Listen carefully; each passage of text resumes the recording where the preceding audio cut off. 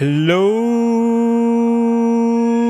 probers. Howdy, howdy.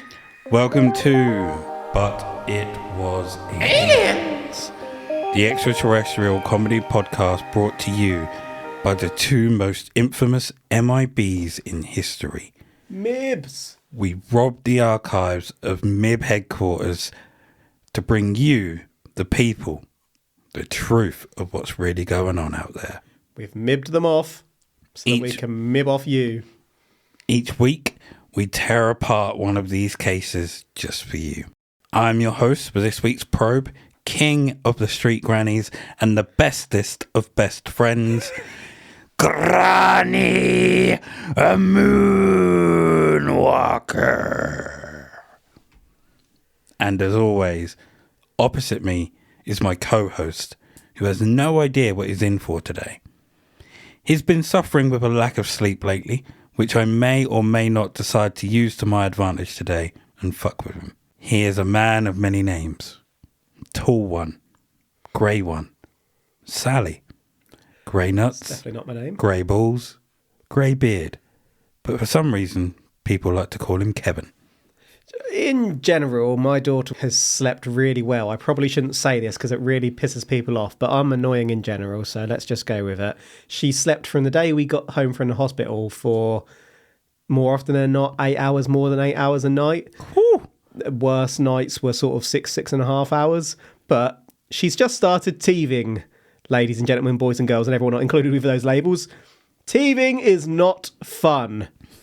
I reckon I slept about an hour and a half last night and about 2 hours the night before. It's not fun. I'm starting to see strange things in my peripheral that didn't used to be there. Generally little stars and naked gnomes. I was about to say, nothing not too me strange. in the corner. You in the spotlight, losing your panties. Wait. Yeah, the last couple of nights have been fun. Bless her. What you need to do is those little, like, teething toys, jellies. Yes. Just dip that in some whiskey. You'll be golden. Stick that in my mouth. Give her the bottle. You'll be out like a light.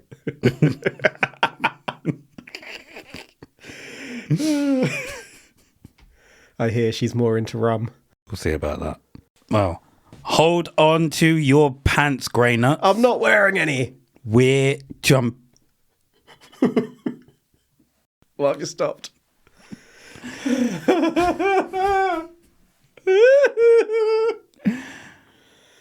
Woo! We're jumping straight in. I'm free! Free balling! It's June 1947, Kazakhstan. Hey. I thought the same thing and it wasn't going to go there. No way. Greybeard is late into its 40s here at this point, so he may have heard of this case at the time. I have. And I look good for my age. Alexey, Romanovich. It's auto-corrected. Oh, I hate that. Fuck. I Yeah. think the name's Bovey, maybe? Bodnya or something like that. Well, we're just going to call it Alexey. Fucking autocorrect. Alexey is 18 years old, and he wasn't like most 18-year-olds of today that are either studying or being a bum. He's got himself a job, a herdsman, Woo! Outdoorsman. herding men. One night, Woo! whilst Alexey was at work, Jesus Christ. he noticed something strange in the sky. He looked up and then continued on with his work. Herding. But he couldn't shake the feeling of something just being off. So he looked back up, and lo and behold, in the sky was a circle. Not just any circle, but a brightly lit circle. Oh. And I know what you're thinking. It was not the moon. Oh, I was thinking it was an alien. UFO. As he looked back down to continue with his work, he started to hear a metallic clicking sound. Now I know what you're thinking. It's not crickets. It's Jiminy Cricket. The sound Pervert. forced Alexey to look up again. Is that the Death Star? That is the Death Star. He saw the actual Death Star. Above him Half complete. was, lo and behold, not the Death Star. Oh. But there was definitely a disc-shaped object. The craft would continue its descent, and as it got close, Alexey could see it more clearly. Silver in colour. And the main body of the craft looked like two saucers put together. Ooh. It was roughly around 25 metres across, and a bright orange light was rotating on the underside of the craft in the middle. And this light was surrounded by 4 landing legs, and atop the craft was a dome. On top of the dome Was another dome, and then a flower. Oh. But this picture is just for reference. Yeah, well, that's made a lot more sense for me. Thank you for that. Because when you said it was two sort of saucers or discs together, I'd pictured them like vertical, like two plates stuck together. But you mean your traditional saucer shape with a light separating the discs. Yes. Yeah, with a dome on the top. Was the clicking? Because it was the Death Star and they were still working on it. That could be true. However, the Death Star does not look like two saucers stuck together with 4 landing legs and a dome on the top. Well, no, but I'm calling it a Death Star now because that's what you've put in my head. So we're looking at the Death Star? Yes. Okay. You dug this grave, you're going to have to lay in it. It is the Death Star. I'm fine with standing beside it. Pushing me in. Yep. So the craft that Kevin thinks is the Death Star. Shoveling it on. Okay. As this Death Star, according to Kevin, got closer, Alexey describes the outside of this Death Star, according to Kevin, as being similar to a mirror. As it got closer to the ground was being reflected. Several lights would then emanate from the Death Star, according to Kevin, as it got closer. It was like these lights were searchlights guiding the Death Star, according to Kevin, as it came in to land. Alexey may have shat his pants at this point, but he hadn't gone anywhere. Fixated on the craft that he believes may have been damaged in some way, as it seemed unstable as it landed. So, it may have been half finished like the Death Star. According and they to were Kevin. working on it. That's why it was clicking. Or was the Death Star just damaged? Maybe it had a battle and took some pounding. Damage. And the engine was clunky and it needed to land. What I wondered when you mentioned spotlights from the Death Star, according to Kevin, was it looking for a landing spot or was it looking for Alexey? I think it's looking for a landing spot. I think it's looking for Alexey. In terms of, as they're coming into land, they want to see what they're landing on. They want to land directly on Alexey. I'm now wondering in my mind, sort of being technologically advanced to the point you can create spacecrafts, Death Stars, and travel through galaxies to other planets and whatnot. Mm-hmm. Would we still rely on sort of CCTV, in essence, cameras and spotlights, or would we have more advanced sensing technology that sees what's beneath automatically? Us or them? Well, either. We haven't got this technology as yet, obviously, so them for now, but if we ever got to that point, I presume at the point we were able to travel across space and time. But what if, because this Death Star, according to Kevin, is damaged, what if everything that it would normally use to land buggered, is so it's damaged? going back to the old technology. So, yeah. Inside, everything's lit by candlelight. So it has like an emergency landing gear, and that's what this is. Were any of the men that Alexey was herding around at this point, or was it just Alexey as the only witness? Alexey is not the only witness. There will be another We're gonna witness get to that later. Okay. Were the cattle out at this point? Presumably that's what he's herding. I'm wondering if like cows or goats, whatever the hell it was, started freaking out. I think whatever he was herding was away, and he may have just been finishing up. Okay, he was finishing his off work. Yeah. Once the Death Star, according to Kevin, had landed, a ramp extended from the Death Star, according to Kevin, in front of Alexey, and 3 figures appeared. Yes! Alien. Contact! Yeah! The 3 figures made their way down the ramp and stood in front of him. They didn't see him, though, as Alexey was hiding in a nearby bush. Alexey the Brave. Normally, the figures around this time are little green men or little greys. I love the little green men. However, the 3 figures were tall. Ooh. Nordic? 2 of them... Nordic tool? What's Nordic tool? Well, like giant Viking-looking 8-foot humans, essentially. They're not Nordic tool. Venusian? What's Venusian tool? 6-foot Viking-looking human. They are not Venusian tool. Swedish? No. The 3 On figures the Swedish. were tall. 2 of them were around 10 feet tall. Oh, that's pretty tall. And the tallest one, which is believed to be the leader, was 11 to 12 feet tall. I'm going to come back to that. How tall they are? Or the picture that I was giving? No, that I begrudge that the tallest one was the leader. And why? Because the other ones could have qualities, good leadership skills. Who's to say just because this mother trucker is 12 foot tall, that makes a good leader? This mother trucker might be stupid. Would you class yourself a good leader within our Oh God, don't group follow of me. friends? Absolutely not. Our group of friends is beyond leadership. Ragtag bunch of misfits. That they are. But you're the tallest. Wow. To be fair, you're the tallest person on the planet. So There is that. you're quite right. The tallest doesn't always make a good leader. Damn it, I am the tallest, aren't I? Shit.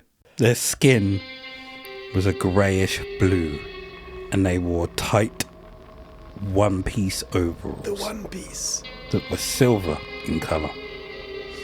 They looked identical, but the taller one was dressed slightly different in a sort of robe which had a light on the chest. But there's something else. Something that I'm about to say that's going to really throw you off. That may be, but before you do, why the hell is the tall one getting special treatment and getting special robes? What the frick is that about? Where's the equality here? He's the leader. But is he? We don't know that. This is just this person's assumption because he's tall. It might be he's in the dunce outfit. You're about to find out why he isn't. What if I don't want to find out? Blue da ba dee da ba die. This taller grey, this leader, is described as having light brown hair, light eyes, and a powerful voice. Oh, and also a dense brown beard. A beard. Hold on, a blue with a beard. Now you see why it's a leader. That luscious, dense, thick beard. What was his name? Beard. Like, Doesn't need a name. Chosen. well, I was just thinking if he had like a name, for just throwing a name out there, like beginning with a J, maybe, like Kevin. beginning with a J. I mean, Kevin is strong and powerful. I'll give you that. Handsome at birth. That could work Got if light you want brown to. hair. So this Kevin was a leader. But powerful voice. Tell me more. Because he was tall. I can get on board with this. Tell me more about Kevin the Grey. One of the other 2 appeared to be whinging. Ah, Granville, I see. Fuck off. Sounds like a whinge to me. Let's call him Danger Hands.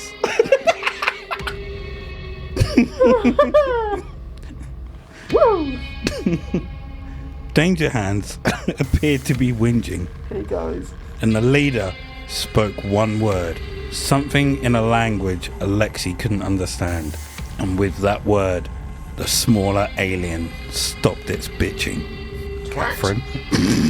Whilst this was going on, the dome portion of the Death Star, according to Kevin, lifted up and something came out which looked like it was beginning to repair the ship. Alexey could do nothing but watch on as the events unfolded before him. When you say something came out, was it like R2-D2 on a little shuttle thing fixing the Death Star? According to Kevin, yes. So a little robot. A little robot like R2-D2, according to Kevin, came out and started to repair the ship. I'm not sure you need to always say according to Kevin. I think we get it. But I do. Do we know what the handsome grey called Kevin and the miserable grey called Granville were talking about? Why were they whinging? There was no miserable grey that Kevin spoke to. I'm pretty sure that's what you said in the research notes. I'm pretty sure. You said there was... Danger Hands was whinging. You spoke one word. They stopped bitching. I think. What do you mean I spoke one word? I wasn't in this story. Holy shit, this has taken a turn. I don't remember any of this. You were there. You did say I was alive in the 19... I did say you'd remember it. Yeah. This is why. It's been wiped. I've been slabbed. Kevin was there talking to Danger Hands. This is actually my regressive therapy session. And show me where they touched you on this doll. Bring out a doll that looks exactly like Kevin. You bring out an Elsa doll. This seems to ring a bell somehow. I'll be your friend, signore. We don't know why the smaller of the tall aliens was bitching. Okay. And we don't have Alexey's interpretation as to what that one word sounded like? No, we don't. It could be possible with the ship being broken. They were complaining about that, or maybe complaining that they shouldn't have landed where they did because they're at risk. And the leader was shut your mouth. Complained they ended up on the planet at all. Mm-hmm. Maybe they took a wrong turn. Absolutely. The pilot effed up. Maybe there's going to be a mutiny. Mutiny. A melodic sound appeared out of nowhere and seemed to be in tune with the opening of the dome. Do do do do do do do do dee dee dee dee dee dee dee dee dee dee dee. Melodic. The continuation of the repairs would continue, and another figure.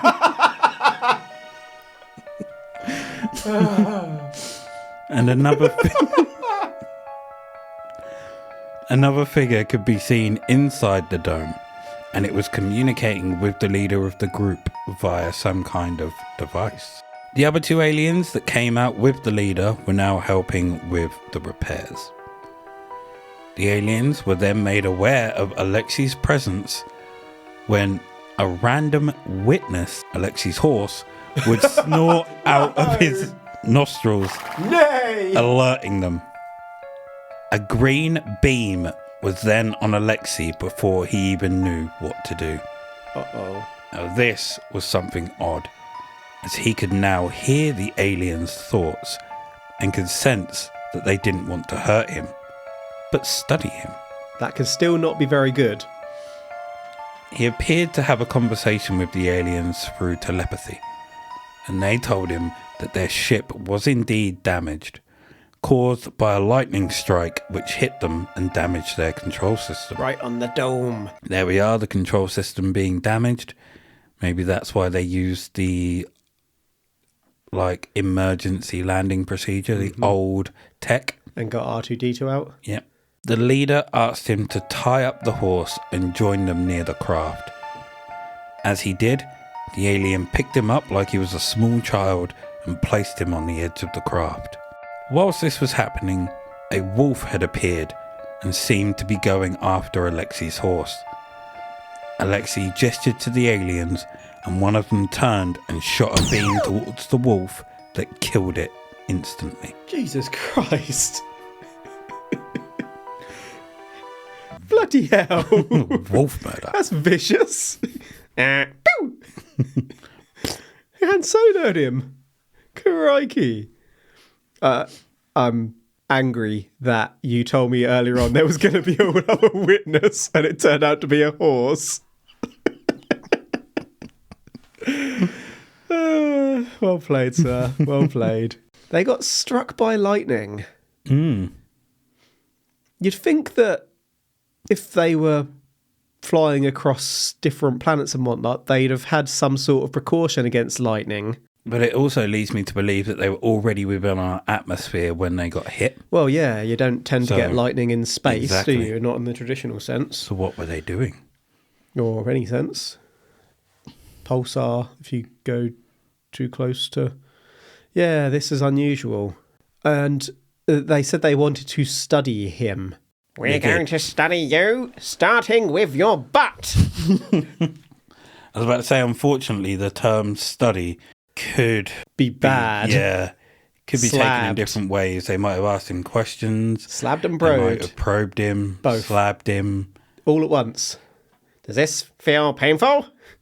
Might have literally cut him to pieces to study him. And then they put him back together with super glue after. Why isn't he working anymore? What's going on? Come on, guy. Relax, guy.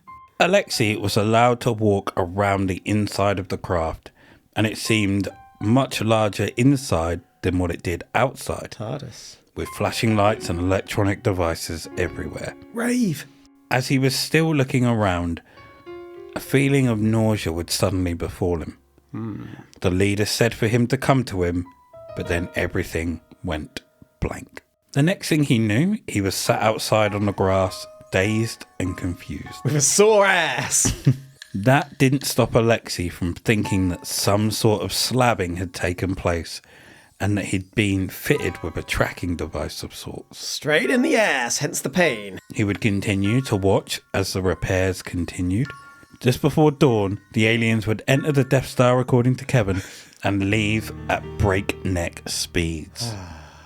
Strange markings were left behind by the beings, and these were also seen by other landowners and farmers when Alexey brought them to witness it.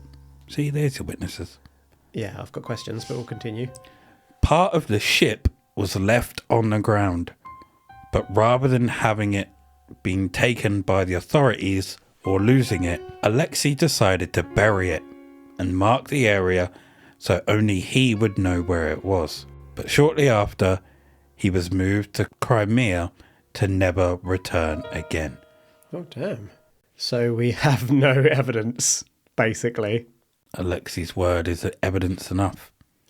Had he... And the horse.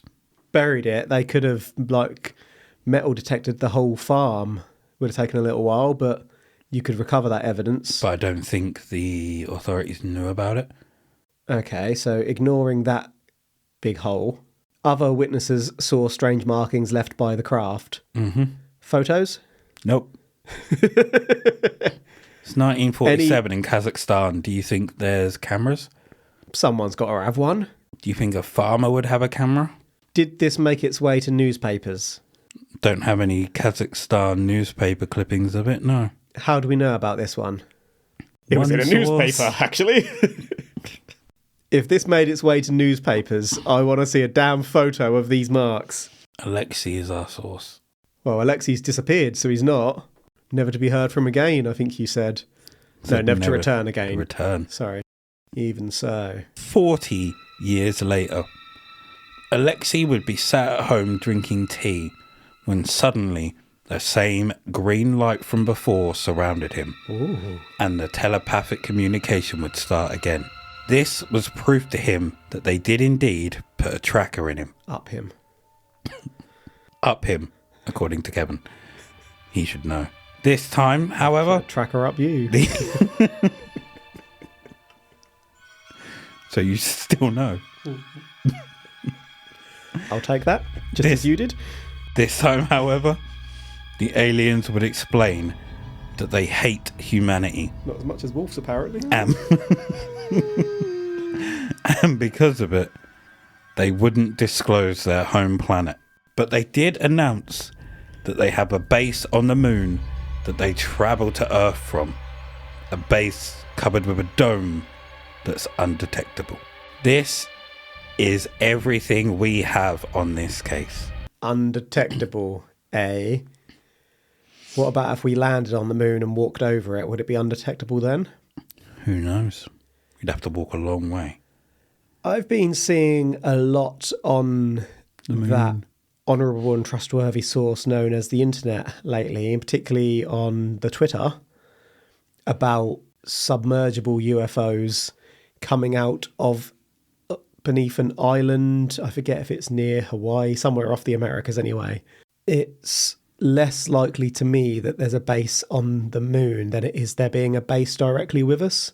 If you've got the technology to make yourself undetectable, get as close as possible, right?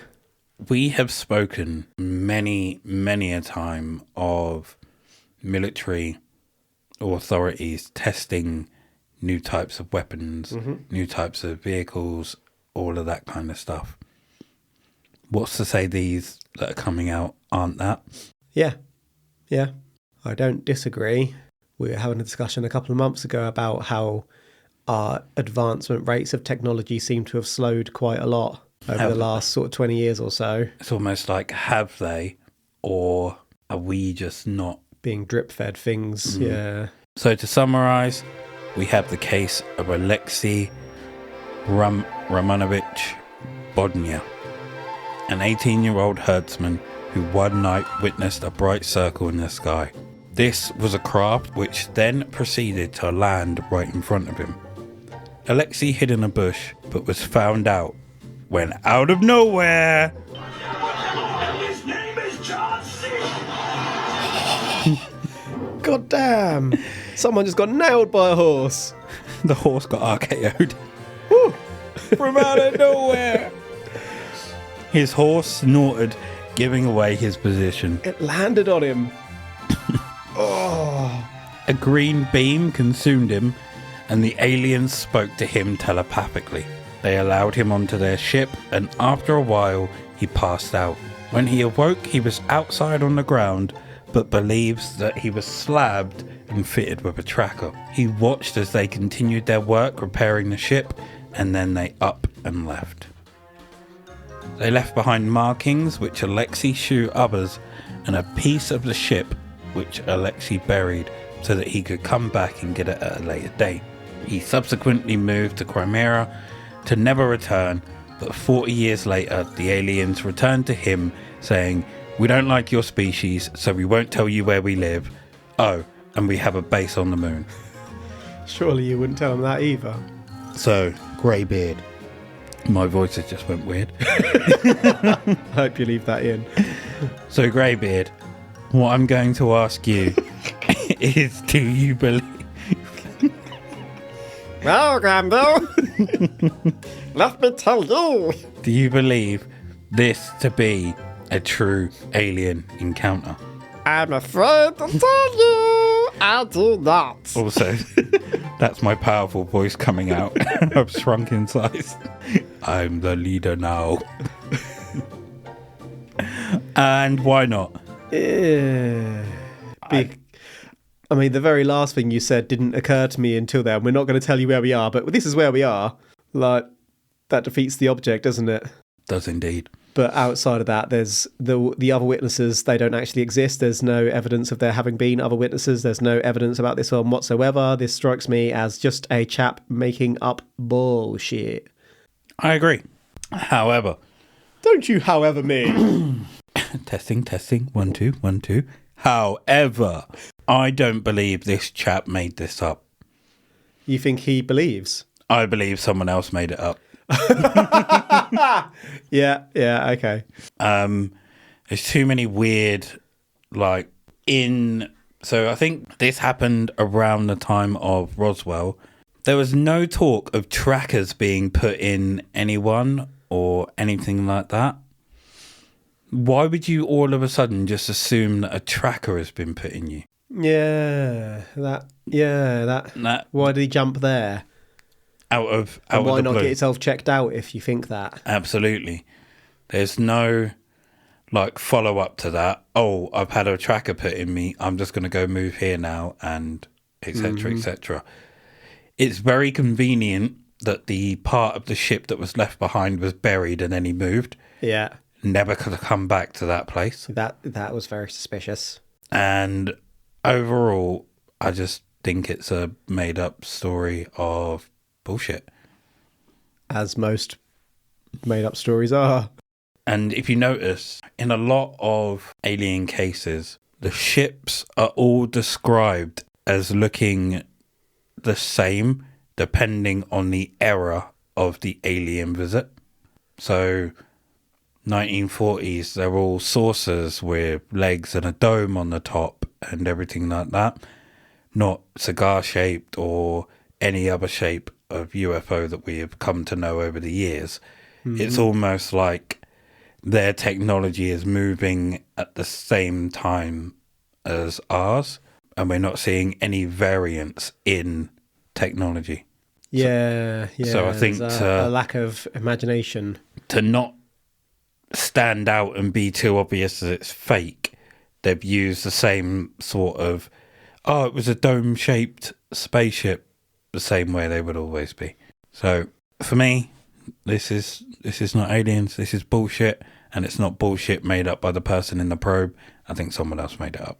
Anything else before we? No, I completely agree. General bullshit of the first degree. Thank you for joining us for this week's probe. You can find us everywhere at But It Was Aliens. That's Instagram, Facebook, and Twitter. And with Facebook, we have a secret group known as Extraterrestrial Towers, where you can find memes and shit. Mainly shit. And over at Patreon, / But It Was Aliens, you can gain access to Side Probes, the paranormal spin-off of But It Was Aliens, where we cover things like pegging princes, hey boo boo, Hey, Bobo. pirates, boo boo, and Rasputin's dick, ooh, boo boo. All that for less than a small coffee. Hey, Bobo. As always, Really going to town now. I have been the bestest of best friends, and he's been the tall bearded one. Yes. Remember, the truth is up there. #probe.